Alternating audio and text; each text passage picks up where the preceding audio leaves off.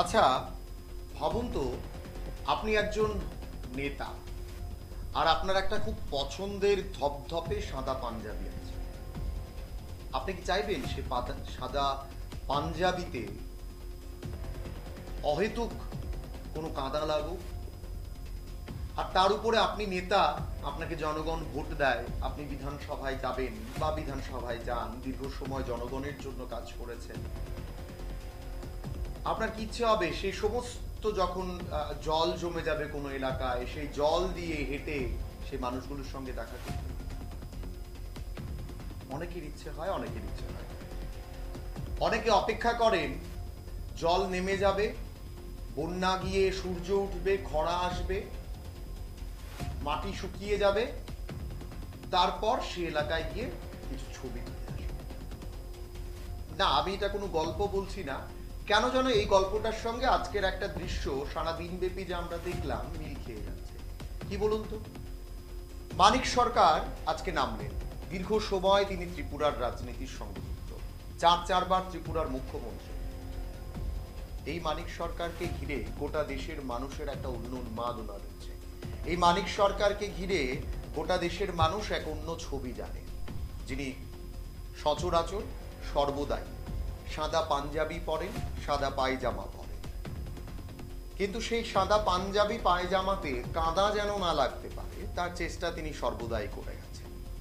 আর এবার ত্রিপুরার বন্যার ক্ষেত্রেও তাই করবেন।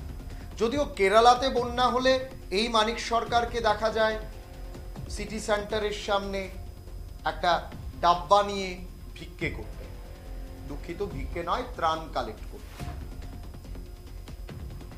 কিন্তু আজকে যখন গোটা রাজ্য ভাসছে, আজকে যখন গোটা রাজ্যে বন্যা পরিস্থিতি, মানুষ খেতে পারছেন না, কোথাও কোথাও মানুষের অবস্থা ত্রাহি ত্রাহি, ঠিক তখনই কোনো কিছু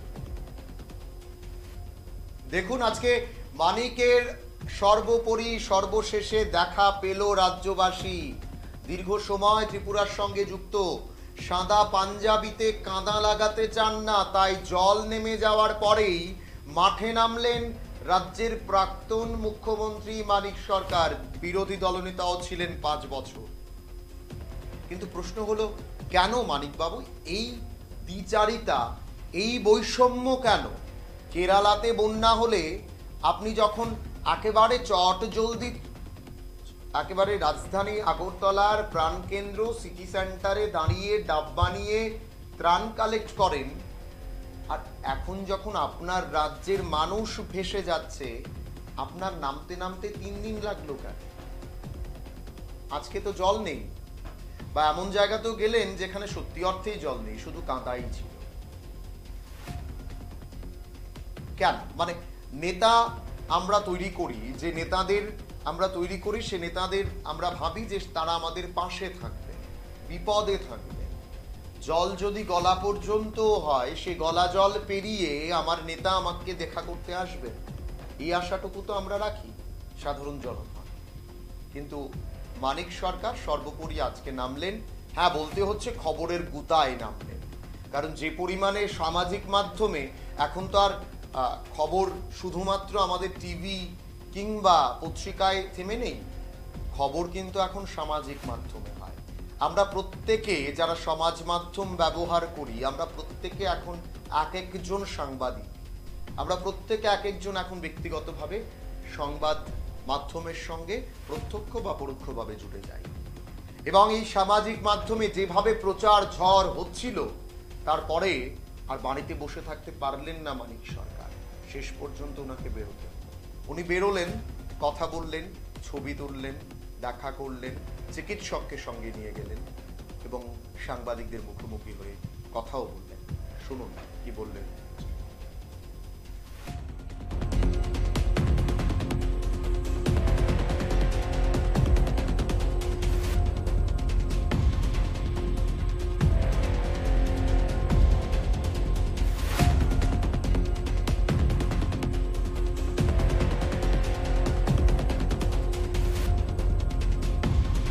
দেখলেন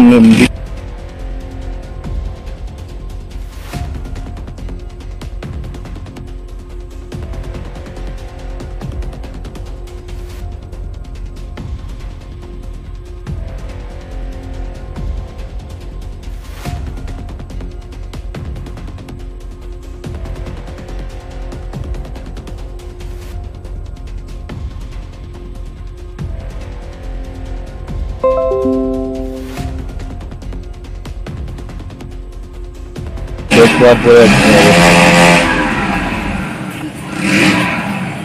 এই এলাকাটা জলের তলায় ছিল, কেমন না, বাড়ি থেকেই মানুষ বেরোতে পারে, গরিব নিম্নবিত্ত শ্রমজীবী অংশের মানুষ। এই ফ্লাড যখন হয় বরাবরই তারা এই জলে মানে এই হাবুডুবু খায়। তো যাই হোক, তো এখানে তো এখন জল একটু গত পরশুদিন বিকেল থেকে জল নামতে শুরু করেছে। তো আমাদের যে কর্মীরা সারা ত্রিপুরার মতোই এখানেও তারা প্রথম থেকেই তাদের পাশে দাঁড়িয়ে সাহায্য করার চেষ্টা করছেন এবং গত 2 দিন তারা খাবার দাবার দিয়েছেন এবং সবাইকে যারাই মানে জলের ইয়েতে মানে বিধ্বস্ত হয়ে বেরোতে পারছে না, রোজগারপাতি কিচ্ছু নাই, সবাইকে তারা সাহায্য করার চেষ্টা করেছে। এবং এই ঘুরতে গিয়ে তাদের যেটা মনে হয়েছে অসুস্থ হচ্ছে মানুষ, ডাক্তার এবং ওষুধের দরকার। তো আজকে ডাক্তার ঔষধ ব্লিচিং পাউডার নিয়ে তারা এসছে। তো আমরা তো একটা অংশ পর্যন্ত গেলাম, বাকিটা তারা ঢুকছে, আমরা ফিরে যাচ্ছি। তো ওষুধ দিচ্ছে এবং ডাক্তারবাবু কালকে আবার আসবে। অনেককে ওষুধ দিয়েছেন, আমি লক্ষ্য করলাম মহিলারা ডাক্তারবাবুকে দেখে প্রচণ্ড আশ্বস্ত হয়েছেন এবং নিজেরা বলেই ওষুধ নিচ্ছে। কিছু কিছু জটিল রোগের ওষুধের কথাও বলছে, যদিও ডাক্তারবাবু সেই ওষুধগুলি দেওয়ার পক্ষে না, যে এগুলো পরীক্ষা নিরীক্ষা ছাড়া চট করে দেওয়া যায় না, 1.5-2 বছরের বাচ্চা থেকে আরম্ভ করে বয়স্ক। তো যেটা হয়েছে মানে বন্যা বর্ষণ, এটা তো মানে অভাবনীয়, এটা অস্বীকার করার কোনো সুযোগ নেই। সরকার তার সাধ্যমতো উদ্যোগ নিয়েছে। আমি শুনলাম আজকে বিকাল 4টার সময় বিভিন্ন দলের প্রতিনিধি নেতৃত্বের উপস্থিতিতে সভা হবে, প্রশাসনিক উদ্যোগে মুখ্যমন্ত্রী থাকবেন, সেখানে শুনবেন সমস্যা। তো আমাদের যেটা মনে হচ্ছে যেটা করা দরকার সেটা হচ্ছে ক্যাম্পে অধিকাংশ লোকই জল নামার পরে যত অসুবিধাই হোক ফিরে যাওয়ার চেষ্টা করছেন। আগরতলা এই এলাকায় 3-4টা ক্যাম্পের খবর আমি নিলাম, তাতে দেখা গেছে কালকেও বিকেলের দিকে অনেকে গেছেন, আজকে সকালে অধিকাংশই চলে গেছে। এটাই নিয়ম। এবং আমরা দেখেছি ফ্লাডের সময়ে যখন আর কোনো উপায় থাকে না তখন ঘর ছাড়তে মানুষ বাধ্য হয়, না হলে চকির উপর চকি, তার উপর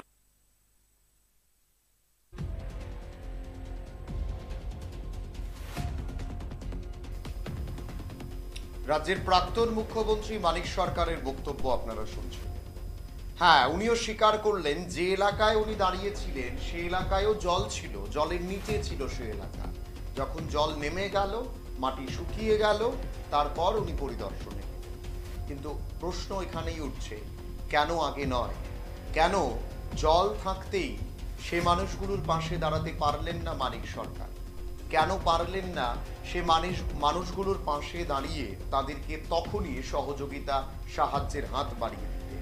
যেমনটা কেরালার ক্ষেত্রে হয়, একেবারে সঙ্গে সঙ্গে ডাব্বা নিয়ে রাস্তায় সিটি সেন্টারের সামনে ত্রাণ তোলা হয়, এমনটা রাজ্যের ক্ষেত্রে কেন নয়? হ্যাঁ, প্রশ্ন এটাও উঠছে, কেরালা কি এবার দাঁড়াবে ত্রিপুরার পাশে? কেরালা কি এভাবে চাঁদা তুলে ত্রিপুরার জন্য ত্রাণ পাঠাবে? প্রশ্ন কিন্তু থাকবে। আর হ্যাঁ, প্রশ্ন এটাও থাকবে যে কেন এত দেরিতে মাটিতে বা মাঠে নামলেন মানিক সরকার? সাদা পাঞ্জাবিতে কাঁদা লাগার ভয়ে, না অন্য কিছু? সময় ছোট বিজ্ঞাপন বিরতি।